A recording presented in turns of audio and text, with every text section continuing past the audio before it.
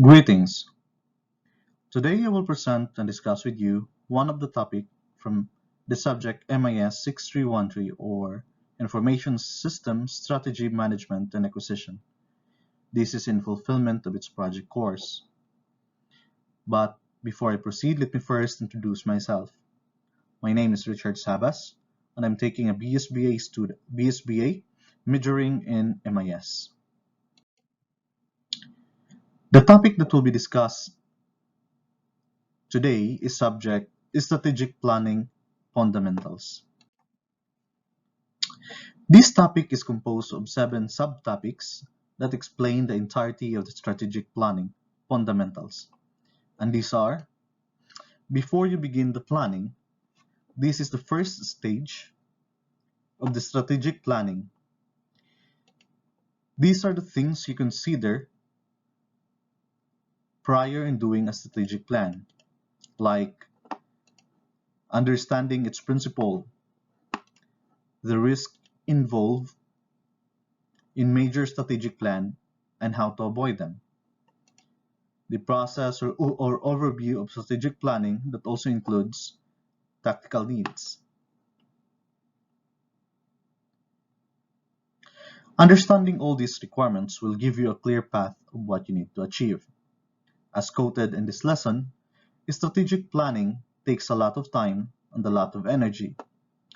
It is a high resource type of exercise.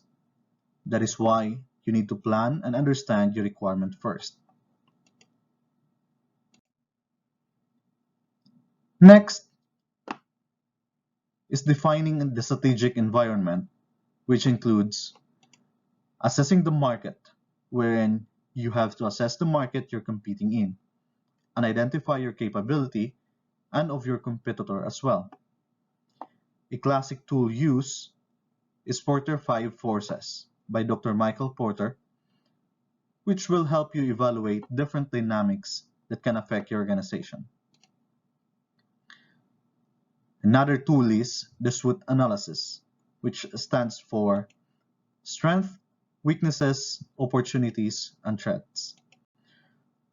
SWOT is a self-explanatory that will evaluate these areas: the strength, weaknesses, and opportunities and threats. Third is setting your strategic direction, where you are going to set your directions, like defining the directions, creating mission statement, defining the organization vision, refining the mission and vision, and the guiding principles and goals. In this area, you will have a clear direction of what you need to achieve and what you want for your organization to become and how to achieve it.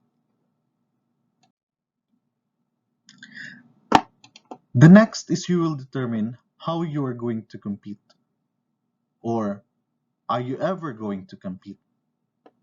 In order to be competitive, the organization or company should look at their core competencies as explained in this lesson and have it prioritized. Next is evaluating and prioritizing opportunities.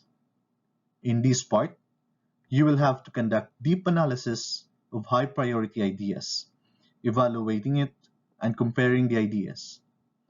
In an organization or a company, there are several areas that we are really good at. But as part of your strategic plan, we have to evaluate those areas to be a part of our core competencies, as mentioned earlier. Next is assessing your initiative portfolio. In this topic, another tool can be used to assess your initiative and help you prioritize it, which is called the 2x2 matrix. The way 2x2 matrix works, you look at two objective functions of your organization and plot them against one another, and then place your initiative on that grid. And lastly, organizing for success. Once you have identified and prioritized your initiative, and you know which sequence you are going to pursue, then you have to organize your path for success. This includes